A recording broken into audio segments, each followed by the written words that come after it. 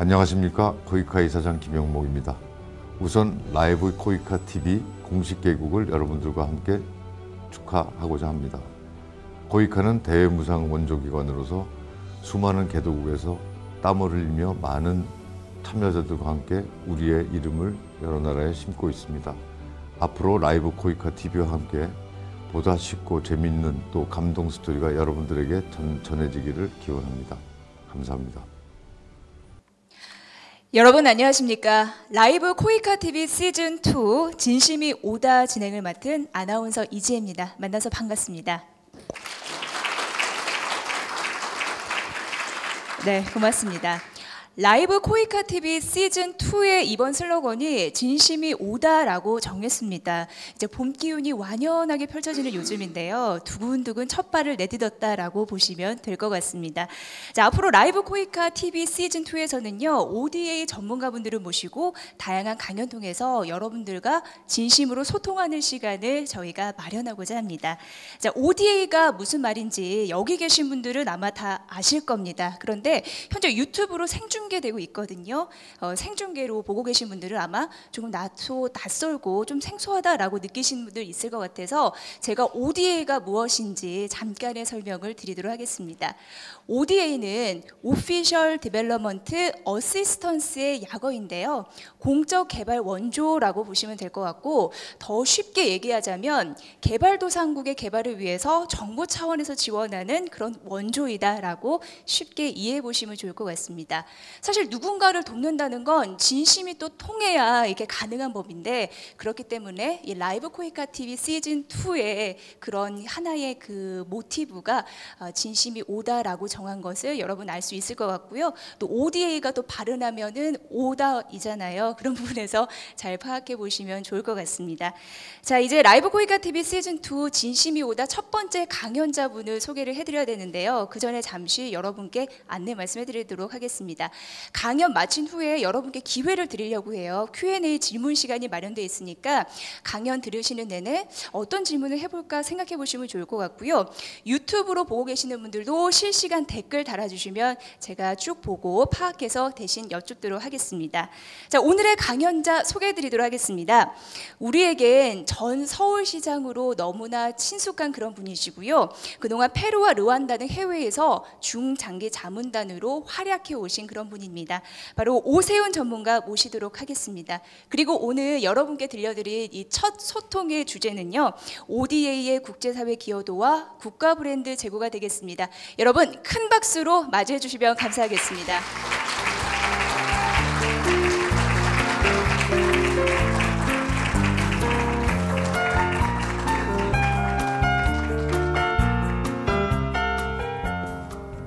오늘 자세한 내용은 잘 모르고 왔는데 라이브 코이카 공식 개국날이라는 방금 전에 설명을 듣고 이제 좀 이해를 했습니다. 제가 조금 전에 전문가라고 소개를 받았는데요. 참 쑥스럽네요. 겨우 전 세계에서 고생하는 수많은 자원봉사자분들에 비해서는 매우 짧은 겨우 1년 동안 두 대륙, 그러니까 6개월씩 라틴 아메리카에 6개월, 또 아프리카에 6개월 있었던 게 전부인데 전문가라고 불러주셔서 앞으로 더욱더 갈고 닦아서 진정한 전문가가 돼야 되겠다 하는 생각을 방금 전에 했습니다. 예, 저한테 주어진 시간이 그렇게 길지 않아서요. 바로 오늘 준비한 내용으로 설명을 시작하겠는데요. 사실 저도 이렇게 중장기 자문단으로 외국에 나가기 전에는 이렇게 생각이 정리되어 있지 않은 상태였습니다. 그런데 이번에 나가서 막상 한 1년 경험을 하고 보니까 우리가 해외에 자원봉사자 형태로 나가서 활동하는 것이 얼마나 큰 의미가 있는지 이걸 좀 더 체계적으로 공부하고 널리 알렸으면 좋겠다 하는 욕심이 생겼어요. 그래서 약간의 자료를 정리를 해봤습니다. 사실 조금 정리를 해보니까 우리가 한 명 한 명은 인생의 어떤 보람을 찾기 위해서 해외에 나가서 봉사 인생을 경험을 하지만 이것이 모이고 쌓이면 그 사이즈가 커지면 굉장히 국익에 도움이 되는 활동이 되겠구나 하는데 생각이 미쳤습니다. 그래서 오늘 그 부분에 대해서 조금 좀 여러분과 공유하는 자리를 갖도록 하겠습니다.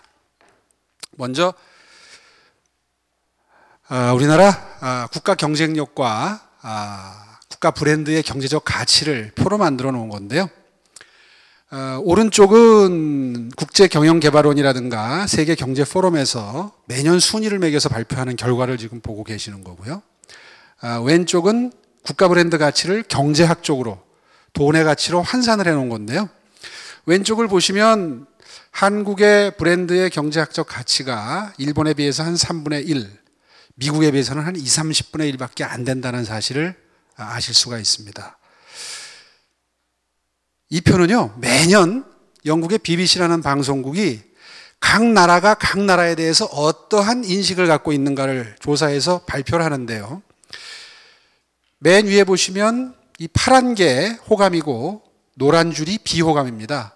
그러니까 이건 미주 지역이고요. 굉장히 호감도가 높죠. 우리나라에 대해서. 중남미는 한국에 대해서 별로 호감도가 높지 않습니다. 예상 외죠. 한류 바람도 좀 불고 있는데. 아프리카의 경우에는 한국에 대해서 굉장히 호감도가 높은 편이고요.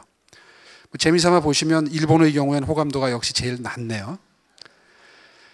국제적인 평균을 보면 우리나라에 대해서 호감이나 비호감이 거의 수치가 같은 사실을 파악하실 수가 있습니다. 자, 이게 어떻게 앞으로 이 파란 줄이 좀 더 길어지고 노란 줄이 짧아지도록 만들 거냐 하는 게 우리의 숙제가 될 것 같습니다. 이거는요, 방금 전에 보신 걸 시간의 흐름으로 나타내 본 겁니다. 그러니까 위에 좀 흐려서 잘 안 나오는데 위에는 0이 여기고요. 밑에 그래프는 0이 여기입니다. 그리고 대한민국은 바로 요겁니다. 그러니까 우리나라는 방금 전에 보신 대로 호감과 비호감이 거의 비슷한 0 부근에서 왔다 갔다 하고 있죠. 일본하고 중국을 비교해 보면요, 일본은 우리나라보다 훨씬 높습니다. 이 보라색 줄이 일본인데 우리보다 훨씬 높은 데서 왔다 갔다 하는데 최근 들어서 아베 정부 이후로 조금 떨어졌네요. 계속 떨어지는 추세고요. 중국의 경우는 밑에 그래프에 나타나는데 이 진 노란색인데 0 밑에서 왔다 갔다 하는 걸 봐서 우리보단 조금 안 좋은 상황이고, 여기도 역시 시진핑 정부 이후에 낮아지는 추세입니다. 그 이유는 뭐 여러분 예측하시다시피 추측할 수 있는 것처럼 일본이나 중국이나 군사 대국화하고 있는 것이 국제사회의 브랜드 이미지에 엄청난 악영향을 미치고 있는 거죠. 역시 중국도 마찬가지고요. 자, 그래서 한중일 3개국을 비교를 해봤습니다. 요 빨간 것이 일본이고요. 파란 것이 중국이고 그 가운데 노란 것이 초록색이 한국인데요.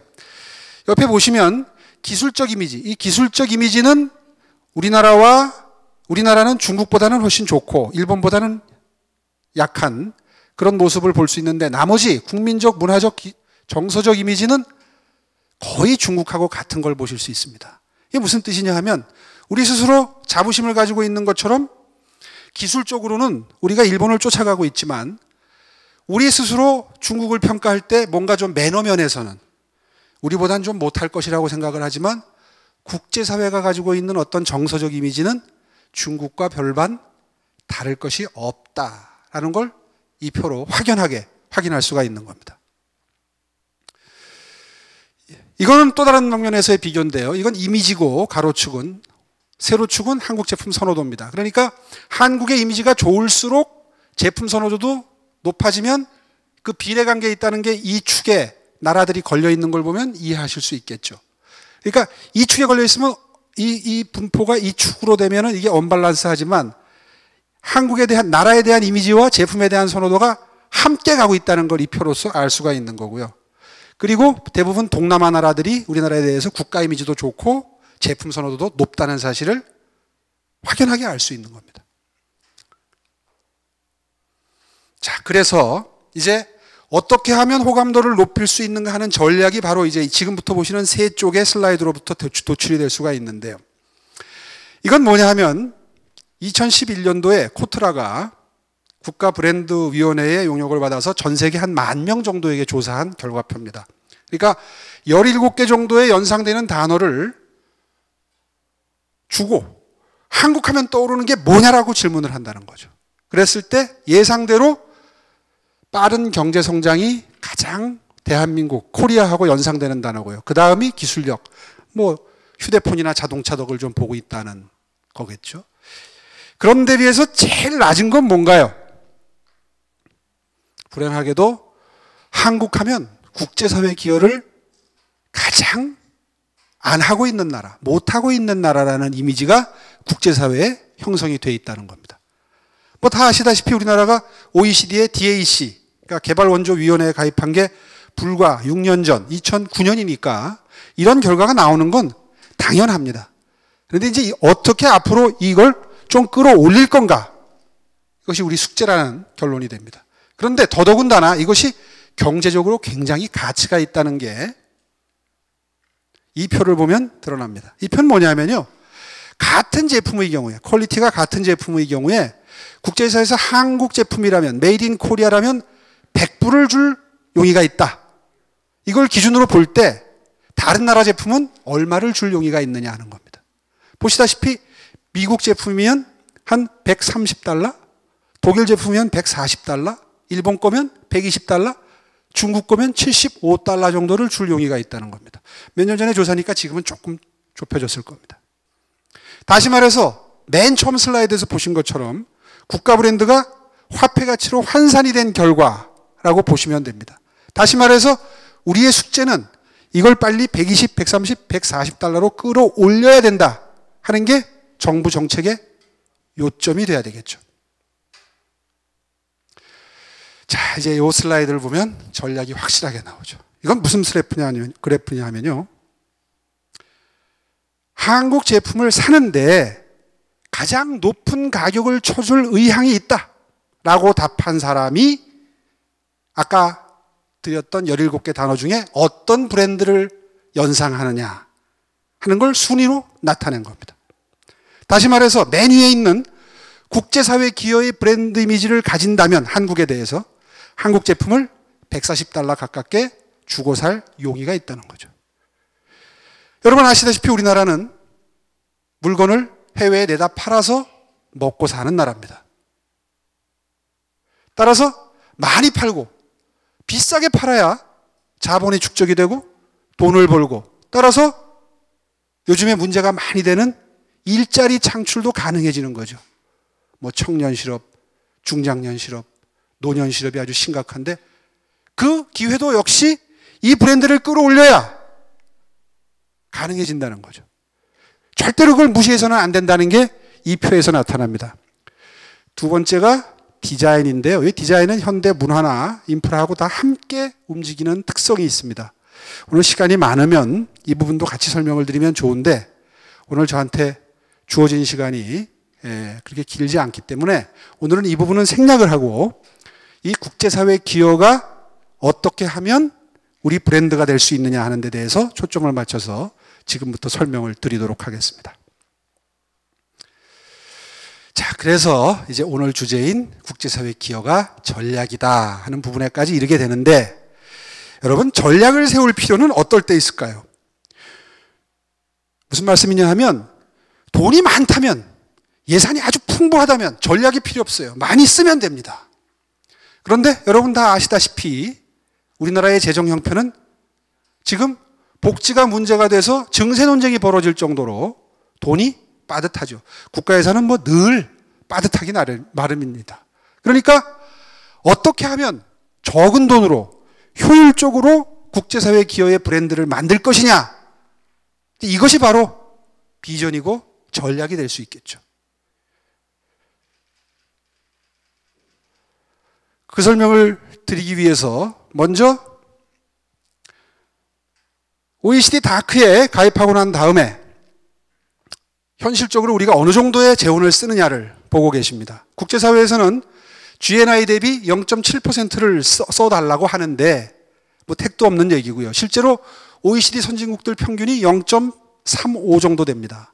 그런데 우리가 애초에 국제사회에 약속을 했던 것이 0.25%까지는 올리겠다. 올해까지. 뭐 그게 우리나라의 공식 입장이었는데 지금 보시는 것처럼 불행하게도 그거의 절반 정도에 머물고 있습니다. 그러니까 쓰겠다고 약속한 것도 지키질 못하고 지금 아주 형편없는 액수의 비율의 ODA 예산을 쓰고 있는 셈이죠. 그렇다면 이렇게 열악한 상황을 어떻게 극복해서 국제사회 기여의 브랜드를 최대한 올릴 것이냐, 이제 이것이 우리들의 고민이 되겠죠. 가로축은 이상주의적 성향이고 세로축은 규모입니다. 그러니까 전통적인 강국들, 미국이나 영국, 프랑스, 독일, 일본 같은 나라들은 ODA 액수 자체가 크죠. 잘 아시다시피 북유럽의 사민주의를 채택하고 있는 나라들은 액수는 작지만 그 원조 내용이 대단히 도덕적입니다. 이상제의적이고. 그러니까 별로 국익과 연결시키지 않고 정말 순수한 마음으로 이웃을 돕듯이 돕는 나라들이죠. 근데 우리나라를 한번 보세요. 규모도 작고 이런 평가도 받기에는 너무나 갈 길이 멀다 하는 것을 현실적으로 이 그래프를 통해서 파악할 수 있습니다. 이제 그래서 북유럽 나라들이나 일본이나 미국이 어떤 전략적 목표를 가지고 하고 있느냐를 정리를 한 건데요. 시간 관계상 이건 뭐 잠깐 보시고 넘어가시고요. 자, 그래서 요약을 한다면 우리나라의 ODA 정책은 이런 내용이 돼야 된다. 대륙별로 편중되어 있는 걸 균등화하고 돈이 부족하니까 선택과 집중을 하는데 그 방법은 사람의 초점을 맞춰야 된다는 얘기인데요. 단적으로 예를 들어 설명하면 이런 겁니다. 잘 아시다시피 아프리카 출신의 영국에서 활동하는 경제 컨설턴트죠. 담비사 모요가 쓴 책이 죽은 원조라는 책이 있죠. 아마 이 자리에 계신 코이카 직원 여러분들은 뭐 한 번씩은 다 읽어보셨으면 좋겠는 얘기지만 아마 일반 국민들께서는 다소 생소한 책일 거예요. 바로 이런 내용을 담고 있습니다. 그러니까 그동안 전후에 약 2조 달러라는 엄청난 액수가 제3세계에 아프리카, 중남미 그리고 동남아시아에 퍼부어졌는데 제대로 효율적으로 쓰이지 못했다. 그 이유가 바로 돕는 사람들이 사심이 있었기 때문이라는 거죠. 단적인 예를 들자면 뭐 이런 걸 예를 들 수 있겠습니다. 제가 며칠 전에 지방을 가면서 어디 고속도로 휴게소를 가니까 아직도 아프리카에 모기장 보내자는 사업이 붙어 있더군요. 어디로 전화 주시면 도움이 됩니다 하고. 바로 그 모기장 사업. 아시다시피 아프리카만 가면 말라리아가 참 걱정입니다. 말라리아를 옮기는 건 모기죠. 모기에 안 물리면 말라리아로부터 연간 수만 명이 아직도 사망을 하는데 이 수만 명의 말라리아로 인한 희생자를 미리 예방을 해서 구해낼 수 있는 거죠. 한 할리우드의 스타가 아프리카에 이런 의미에서 필요하니 모기장을 보내자는 캠페인을 시작을 했습니다. 이게 뭐 전 세계 각국에서 호응을 얻고 있죠. 그런데 현실적으로는 이 숭고한 뜻이 실행이 되면서 어떤 결과가 빚어졌을까요?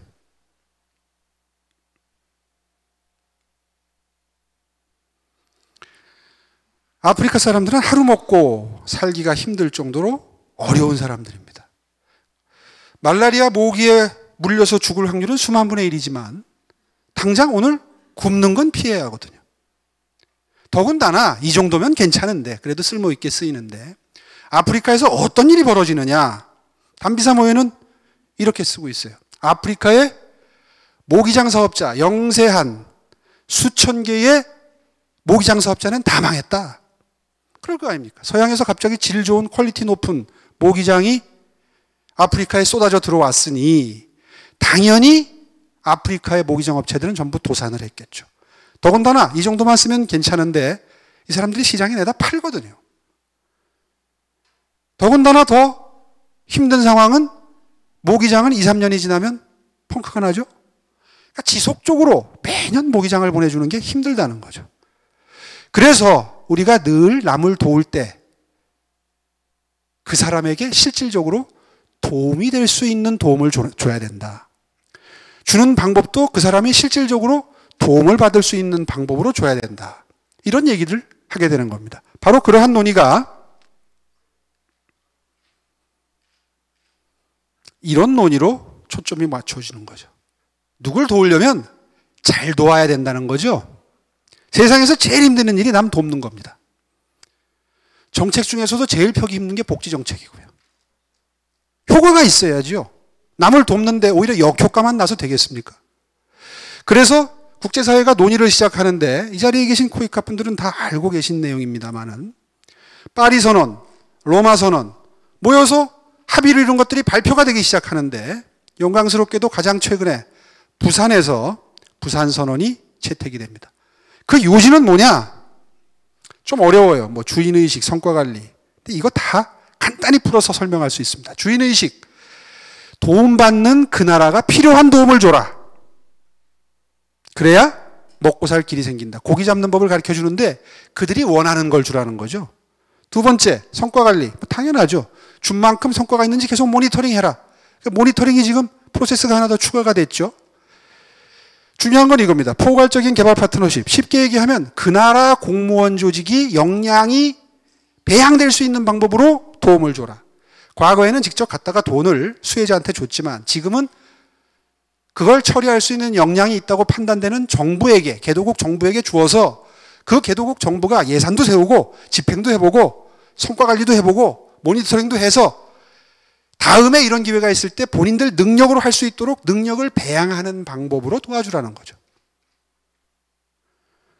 뭐 이거는 당연한 얘기니까 설명을 생략하도록 하고요. 예를 들어서 새마을운동 같은 경우에 이것이 가서 병원을 지어주는 것도 아니고요. 뭐 IT 센터를 지어주는 것도 아니고 학교를 지어주는 것도 아님에도 불구하고 개도국 입장에서는 가장 도움이 되는 도움이 될 수 있는 거다. 더군다나 얼마 전부터 해외봉사단 시스템이 전부 통합이 됐죠. 그래서 2009년도부터 이제 종합적인 관리가 시작이 됐는데 제가 자료를 받아보니까 이건 숫자가 잘 안 보이는데요. 매년 한 5천 명의 볼런티어가 우리 정부에 의해서 파견이 되고 그동안 누적은 한 5만 명 정도 올해까지 되는 걸로 자료를 받았습니다. 그런데 자랑스러운 것은 이 수치가 국제적인 기준으로 볼 때 순위로 본다면 미국에 의해서 2등입니다. 좀 엄격히 기준을 설정을 해서 2년 이상 장기 볼런티어들을 기준으로 한다면 미국, 일본의 자이카에 이어서 코이카가 월드 프렌드 코리아가 3위 정도 되더라고요. 전 이런 생각을 한번 해봤습니다. 자, 전략을 마련한다면 지금 현재 2위, 3위인 것을 한번 1등을 해보면 어떨까? 제가 예산에 대해서 조금 코이카 쪽에 확인을 해보니까 지금 현재 한 2조 4천억 정도의 예산이 유무상 원조로 책정이 되는데 올해 현재 그 중에서 한 10분의 1 정도가 인적 자원, 다시 말해서 볼런티어들을 해외에 파견하는데 쓰여진다 그럽니다. 이 예산을 좀 올려서 이 예산을 전체 예산은 사이즈를 그대로 두더라도 형편이 어려워서 그대로 두더라도 인적 자원에 투자되는 예산을 늘려서 만약에 액수를 2배로 늘린다면 미국보다 더 많이 볼런티어를 파견한다는 평가를 받을 수 있을 겁니다. 야, 그렇게만 되면요. 저는 국제사회에서 굉장한 뉴스가 될 것 같아요. 학교 하나 지어주고 병원 하나 지어주는 것보다 훨씬 더 전략적인 투자가 될 수 있겠죠. 물론 지금 현재 코이카 조직으로는 아마 조금 힘들 겁니다. 코이카 조직도 좀 더 보충을 하고 또 인적 자원에 투자되는 액수를 좀 늘린다면 굉장히 효율적인 ODA 전략이 되지 않겠느냐 하는 게 제 판단인 거죠. 이건 이제 제가 페루에서 활동하던 건데요. 뭐 사진을 보면 대충 어떤 활동을 했는지 감이 오실 거고, 요건 이제 키갈리에서 활동하던 것들을 쭉 정리해 봤는데요. 이 얼굴들이 제가 르완다에서 만났던 자랑스러운 얼굴들입니다. 오늘 뭐 시간이 많지 않아서 다 설명드릴 수는 없고, 제가 가기 전에 무심바라는 마을에서 활동을 했던, 새마을 봉사단원으로 활동했던 젊은 여성인데요. 물론 여기 있던 요 정정열 단장이랑 해서 4-5명이 한 팀이 돼서 무심바 마을에 들어가긴 했는데, 무심바 마을은 사실은 아주 척박하고 먹을 것조차 부족했던 동네인데, 이 친구가 들어가서 한 팀이 돼서 들어가서 주민들을 설득을 하고, 뭐 시간 관계상 그 우여곡절은 다 설명할 필요가 없을 것 같고, 빈대 물려가면서 벼룩 모기에 시달려 가면서 열심히 설득한 끝에 처음에 미동도 안 하던 동네 주민들을 조금씩 움직이기 시작했고, 그것이 성과를 내서 결과적으로 이런 상전벽해와 같은 벼농사를 할 수 있는 논을 만들어냈다 하는 성공 스토리를 요약을 해봤는데요. 바로 이러한 변화들이 방금 전에 말씀드린 그런 인적 투자에 의해서 정말 수원국 입장에서 진심으로 고마워할 만한 성과를 만들어낼 수 있다는 거죠. 그래서 저는 감히 주장하고 싶습니다. 청년들이여, 이제 밖으로 눈을 한번 돌려보자 하는 얘기를 하고 싶은 거죠. 여기 뭐 청년이라고 썼습니다만은 퇴직을 한 전문가분들도 요즘에 참 좋은 자원들이 많아요. 이 산업화의 노하우를 해외에 어떻게 나누어주느냐에 따라서 본인도 보람을 느끼지만, 자기 개발에도 도움이 되지만, 대한민국의 미래에도 경제성장에도 엄청난 도움이 되는 플랫폼이 만들어진다는 얘기입니다. 실제로 젊은 사람이 해외에 나가서 한 2, 3년을 투자를 하게 되면 그 나라에도 도움이 되고 본인 개발에도 도움이 되지만, 아마도 거기에서 쌓은 노하우가 쌓이면, 이른바 지역학이 우리나라가 굉장히 약한 나라인데 지역학도 성장을 하면서 우리 기업들이나 정부가 진출을 하는데 굉장히 좋은 정보가 축적이 돼서 아주 도움이 되는 그런 미천들이 쌓여나갈 수 있다, 이렇게 보는 거죠. 얼마 전에 국제시장이라는 영화를 봤습니다. 우리나라가 정말 형편이 어려울 때 독일에서 파독 간호사로, 광부로 눈물을 흘렸고, 베트남에서 피를 흘렸고, 수만 명의 젊은이들이 피를 흘렸고, 또 사우디에서 땀을 흘렸습니다. 눈물과 피와 땀으로 오늘날의 대한민국을 만들었는데, 사실은 이때는 가진 게 없었기 때문에 가서 젊음을, 노동력을 파는 거였죠. 뭐 정말 가슴 아픈 스토리는 이 자리에서 다 드리지 않아도 이해를 하겠지만, 이제 우리는 이런 차원은 훨씬 넘어서서 우리들의 노하우와 열정과 경륜을 국제사회에 전수해주는 그런 한 차원 다른 위치에서 외국으로 나가게 되는 겁니다. 아마 이렇게 해서 나가는 분들이 본인 스스로가 엄청난 애국을 하고 있다 하는 사실을 정말 자부심을 가지고 느낄 수 있으시다면 정말 좋겠다는 생각이 들고요. 이런 것이 진정한 개발협력이고 원조가 아니겠는가. 그리고 그런 과정을 통해서 만들어내는 대한민국에 대한 매력도 상승이 바로 대한민국 경제성장을 견인할 수 있는, 그리고 국제사회에서 대한민국의 위상을 끌어올릴 수 있는 그런 정말로 바람직하고 보람있는 활동이 아니겠는가 하는 말씀을 드리면서 오늘 제 강연 마치도록 하겠습니다. 고맙습니다. 네. 자, 강연 마치자마자 여러분들 정말 큰 박수를 보내주셨습니다. 라이브 코이카 TV 시즌2 진심이 오다. 정말 첫 번째 강연이, 이 첫 진심이 여러분과 잘 소통이 되지 않았나 싶습니다. 오늘 굉장히 좋은 말씀 해주신 오세훈 전 서울시장님이자 ODA 전문가님께 큰 박수 좀 보내주십시오. 고맙습니다. 고맙습니다. 네, 제가 강연 전에 ODA 전문가님이라고 해서 굉장히 쑥스럽다라고 말씀해 주셨는데, 이 시간 이 무대에서 그렇게 부르는 게 불편하신가요, 혹시? 어떠세요? 괜찮으십니까? 영광이십니까? 그러면 앞으로도 ODA 전문가님이라고 불러드려야 될 것 같습니다. 여러분들 많이 성원해 주시고 응원해 주시면 좋을 것 같습니다. 자, 우리 오세훈 ODA 전문가님께서 사실 해외에서 출국하신 지, 그러니까 귀국하신 지 얼마 되지 않았습니다. 근데 굉장히 바쁜 일정 중에서도 오늘 강연을 준비하신 거거든요. 바쁘진 않으셨나요? 이게 참 궁금해지는데요. 어떠셨어요? 굉장히 자료가 어마어마하죠. 분석하는데 굉장히 오랜 시간도 걸리셨을 것 같은데 어떠셨습니까? 사실은 뭐 이 자리에 이 자료 준비하는데 도움 주신 직원분들도 함께 하고 계시고요. 네. 코이카 도움 없었으면 준비 못했죠. 코이카 직원들이 예, 알겠습니다. 사실 국가에 대한 그 브랜드 이미지에 대해서 항상 높여야겠다 이런 마음을 갖고 계신 분이라서 가능한 것 같고요. 사실 그 습관이 몸에 밴 분이 아닌가 이런 생각이 들었고 코이카 직원분들께도 감사하다는 말씀을 꼭 드려야 될 것 같습니다. 저희가 시간 관계상 오늘 강연을 들은 청중분들에게 Q&A 시간을 드리겠다 이렇게 말씀을 드렸는데 지금 바로 좀 받아보도록 하겠습니다. 강연 끝까지 경청해 주셨는데요. 어느 분이 좀 질문이 있으실까요? 네, 말씀해 주실까요? 네, 안녕하십니까. 반갑습니다. 네, 코이카 신입직원 박수진이라고 합니다. 예, 시장님의 어떤 이 분야에 대한 오랜 관심과 또 중장기 자문단으로 활동하시면서 이제 직접 느끼신 어떤 노하우까지 모두 엿볼 수 있는 훌륭한 강연도 잘 들었고요. 제가 궁금한 게 있다면 그 페루랑 이제 각지에서 중장기 자문단으로 활동하시면서 지금 시간이 좀 부족해서 강연 때는 미처 말씀해 주시지 못하셨지만 어떤 어려움이나 어떤 기억에 남는 에피소드가 있으신지 궁금하고 또 예를 들면 가령 식사 같은 것은 어떻게 혼자서 해결하셨는지 그런 부분 좀 궁금합니다. 예, 에피소드라기보다도요. 사실 아까 시간이 충분했다면 이런 예를 들어 설명을 드렸으면 훨씬 더 이해가 좋았을 때 하는 사례가 생각이 얼뜻 나네요. 질문해 주시니까. 페루의 리마 시청에 근무를 했죠, 제가. 그 수도의 시청인데요.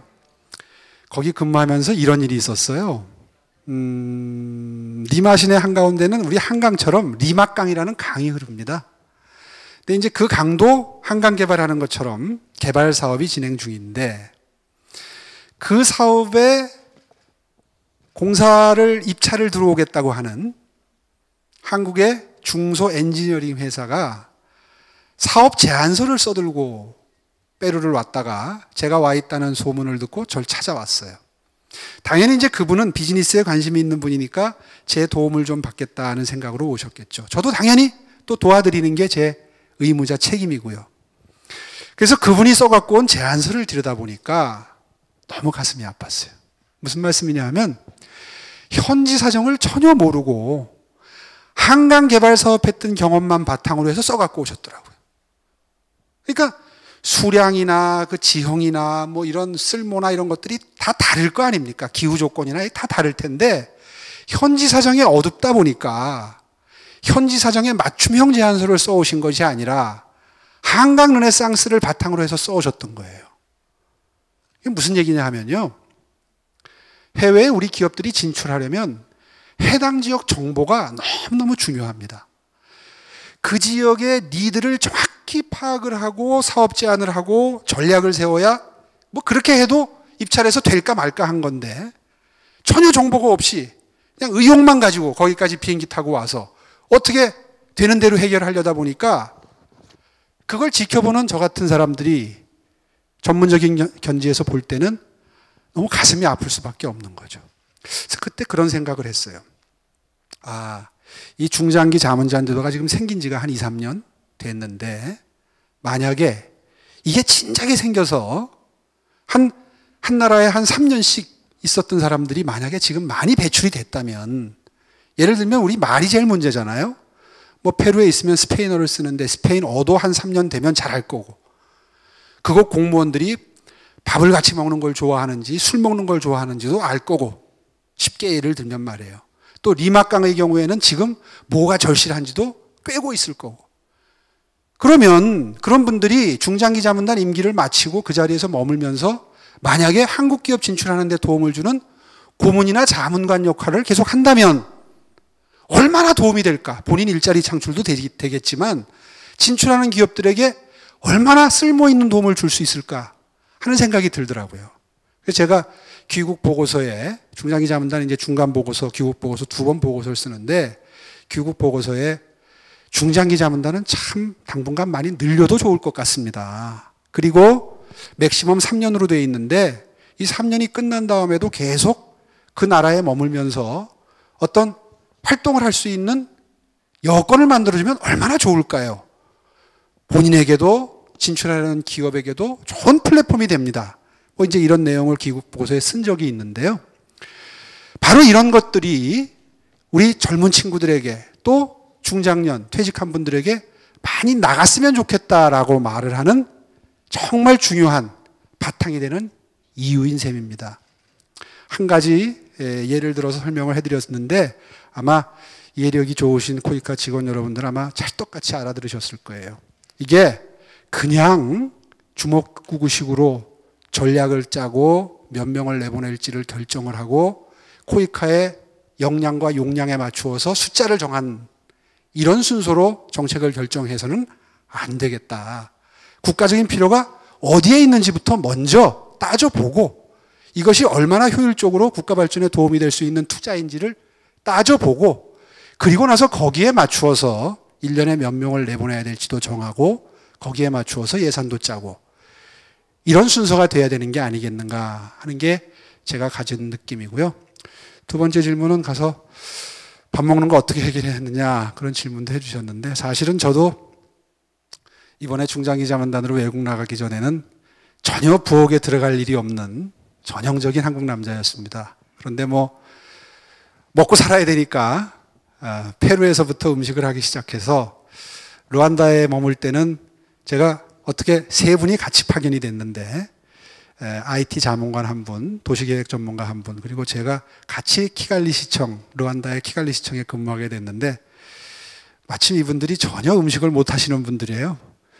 그래서 업무를 분장하는데 저는 음식을 하고 그분들은 설거지를 하는 걸로 이렇게 업무 분장을 해서 한 1년 그럭저럭 하고 오니까 이제는 좀 음식하는데 자신이 붙었습니다. 뭐 김치찌개, 된장찌개, 미역국 같은 건 정말 눈 감고도 만든다고 자부를 하는데 아주 그 결정적인 그 멘트를 들은 거는 루안다 말미에 집사람하고 가족들이 와서 한 2주 있다 갔어요.